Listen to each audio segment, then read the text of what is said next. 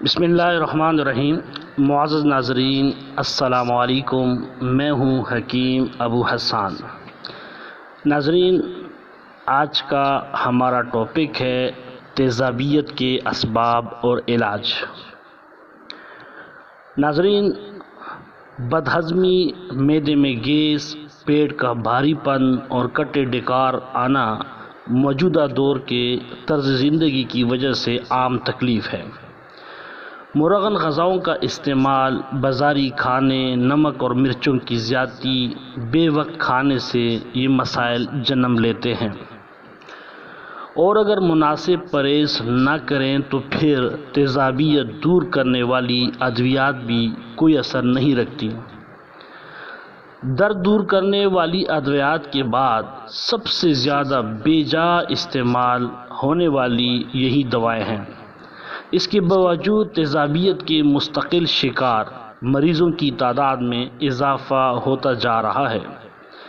ناظرین، نت نئی ایسی دواؤں کی آمد کے باوجود لوگ تیزابیت کے ہاتھوں پریشان نظر آتے ہیں۔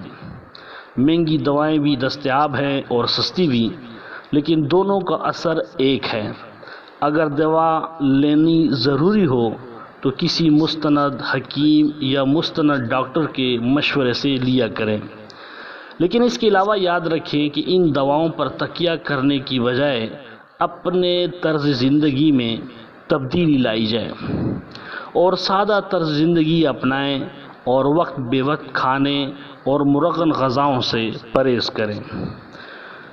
ناظرین، تیزابیت کے آسان اور مؤثر علاج کے لیے مرغن اور ثقیل غذاؤں سے پرہیز کریں، سادہ غذا استعمال میں لائیں، لال مرچ کھانے میں کم سے کم استعمال کریں۔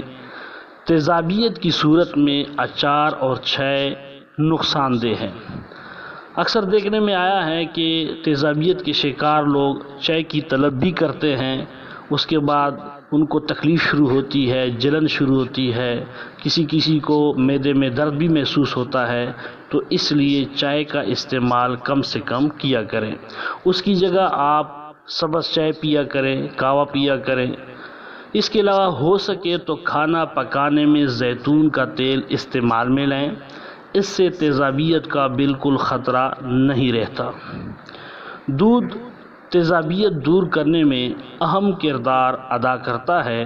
دودھ کا استعمال باقاعدہ کیا کریں، اور اگر آپ تیزابیت کے مستقل مریض ہیں اور کوئی دوا کارگر نہیں ہوتی تو گھریلو نسخوں پر عمل کریں، انشاءاللہ افاقہ ہوگا۔ ناشتے میں فروٹ جوس استعمال کریں، خصوصاً گاجر کا جوس اور کچے ناریل کا پانی بہت فائدہ پہنچاتا ہے۔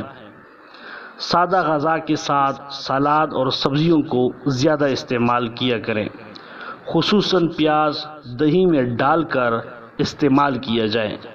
کھانے کے بعد 1 چمچ سونف لے لیا کریں۔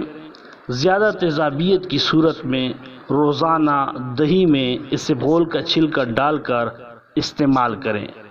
آپ ان نسخوں پر عمل کریں، انشاءاللہ العزیز تیزابیت سے آپ کو چھٹکارا حاصل ہوگا اور آپ کی تکلیف انشاءاللہ ختم ہوگی۔